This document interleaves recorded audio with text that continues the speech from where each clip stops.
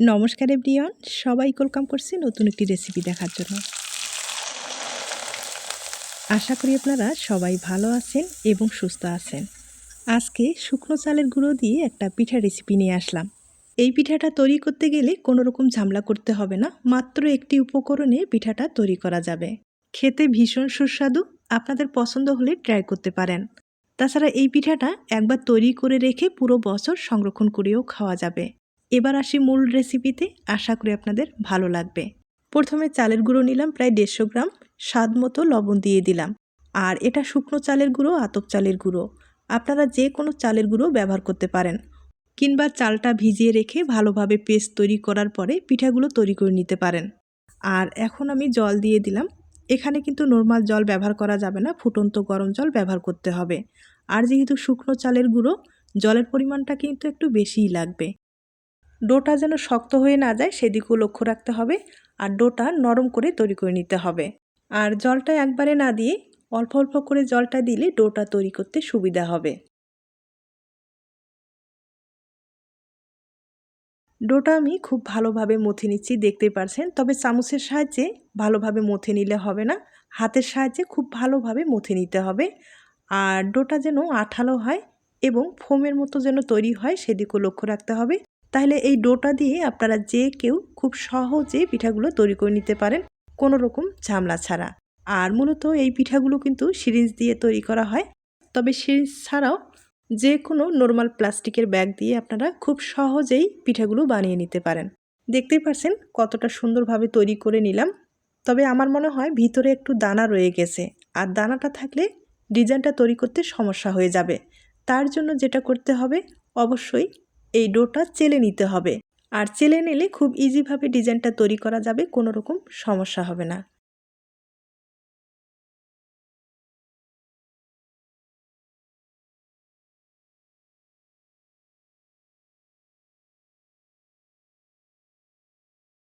আমি খুব ভালোভাবে চেলে নিলাম। আর এখন কিন্তু ভিতরে কোনো রকম দানা নেই। এখন যেটা করতে হবে, আমি এখান থেকে কিছুটা ডো একটু আলাদা করে নেব। আর এটাতে ফুড কালার ব্যবহার করব। আপনাদের ক্ষেত্রে যদি ফুড কালারটা পছন্দ হয় দিয়ে দেবেন, না হলে স্কিপ করতে পারেন, কোনো সমস্যা নেই।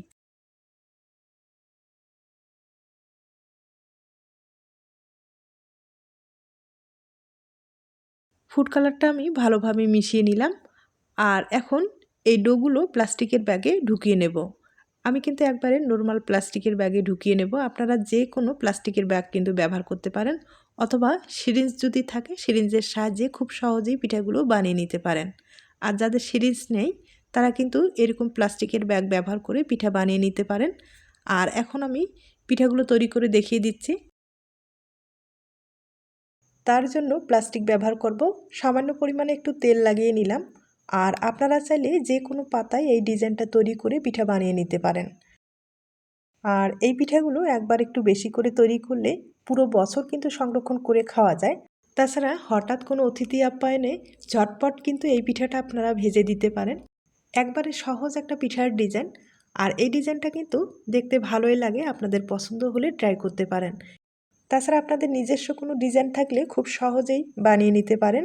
আর এক ডিজাইনে যে পিঠা তৈরি করবেন তা না, আপনারা কিন্তু বিভিন্ন ডিজাইন তৈরি করে পিঠা বানিয়ে নিতে পারেন। তবে এই সমস্ত পিঠাগুলো তৈরি করতে গেলে সিরিজ হলে কিন্তু সবচেয়ে বেশি ভালো হয়। এই যে লেয়ারগুলো আছে, প্রত্যেকটা লেয়ার তাহলে সমান হবে আর পিঠাটা দেখতে ভালো লাগবে।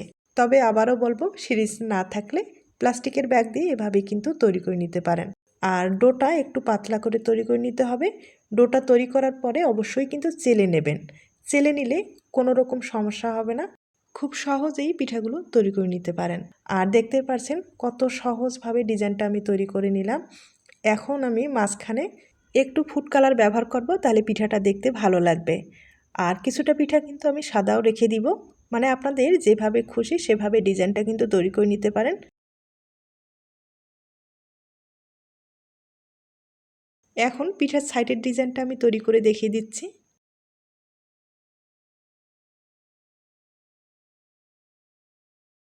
আমি আপনাদের একটা পিঠা তৈরি করে দেখিয়ে দিলাম, একইভাবে আরেকটা পিঠা তৈরি করে দেখিয়ে দিচ্ছি।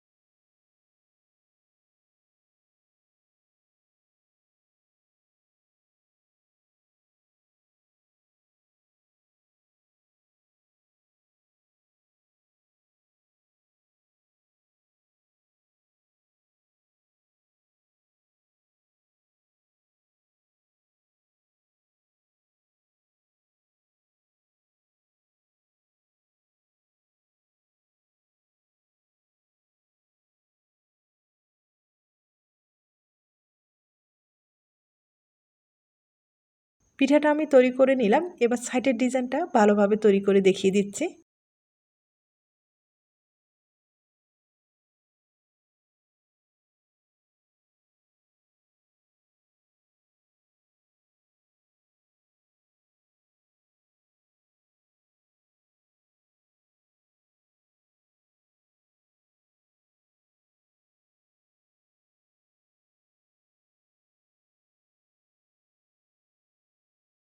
আমি আপনাদের দুইটা পিঠা তৈরি করে দেখিয়ে দিলাম, আর দেখতেই পারছেন পিঠাগুলো কতটা সুন্দর হয়েছে। এবার পিঠাগুলো কিন্তু ভাপিয়ে নিতে হবে, আর ভাপ দিতে বেশি সময় লাগবে না, 30 সেকেন্ডের মতো ভাপিয়ে নিলেই হয়ে যাবে। অবশ্যই একটা ঢাকনা ব্যবহার করতে হবে আর 30 সেকেন্ডের মতো অপেক্ষা করে নিতে হবে। তবে এই পিঠাগুলো একবারে কিন্তু অনেকগুলো ভাপ দেওয়া যাবে না, আর যদি আপনাদের বড় পাত্র থাকে তাহলে কিন্তু কয়েকটা একসাথেই ভাপিয়ে নিতে পারেন। আমার মনে হয় একটা করে ভাপিয়ে নিলে সবচেয়ে বেশি ভালো হবে, তাহলে ডিজাইনটা ভালো থাকবে। আর দেখতেই পাচ্ছেন কতটা সুন্দর হয়েছে। ভাপিয়ে নেওয়ার পরে পিঠাগুলো দেখতে কিন্তু আরও ভালো হয়।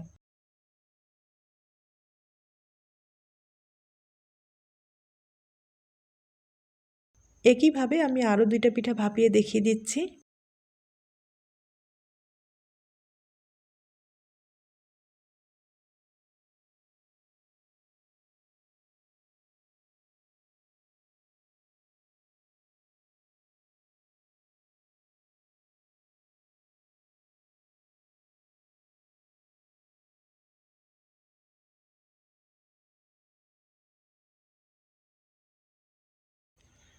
আমি আপনাদের তিনটা পিঠা ভাপিয়ে দেখিয়ে দিলাম। একইভাবে অনেকগুলো পিঠা ভাপিয়ে নেওয়া হয়ে গেছে, একবার দেখিয়ে দিচ্ছি। এখন এই পিঠাগুলো প্লাস্টিক থেকে আমি আলাদা করে আপনাদের দেখিয়ে দিচ্ছি। দেখতেই পাচ্ছেন কতটা সুন্দর হয়েছে। একটা পিঠাও কিন্তু আঁকা বাঁকা হয়নি বা ভেঙে যায়নি, হয়তোবা আপনারা দেখে বুঝতে পেরেছেন। এখন এই পিঠাগুলো রৌদ্রে শুকাতে হবে, আর রৌদ্রের যদি ব্যবস্থা না থাকে তাহলে কিন্তু কোনো সমস্যা নেই, হালকা আলো বাতাসের মধ্যে রাখলেও পিঠাগুলো শুকিয়ে যাবে। আর যেহেতু চালের গুঁড়োর পিঠা, এগুলো নিয়ে কোনো টেনশন করার দরকার নেই।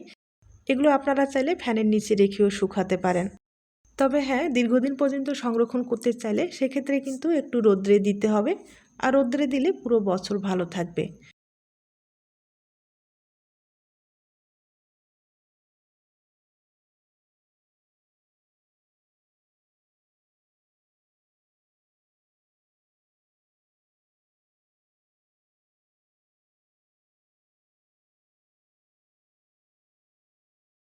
আমি সবগুলো পিঠায় প্লাস্টিক থেকে আলাদা করার পরে এগুলো কিন্তু রৌদ্রে শুকিয়ে নেব, আর রৌদ্রে শুকার পরে আপনাদের আমি দেখিয়ে দিচ্ছি।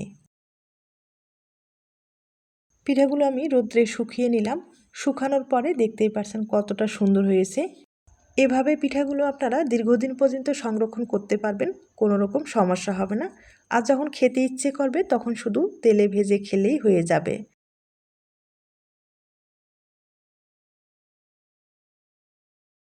এখন আমি কিছুটা পিঠা তেলে ভেজে দেখিয়ে দেব, আর বাকি কয়েকটা সংরক্ষণ করে রেখে দিব।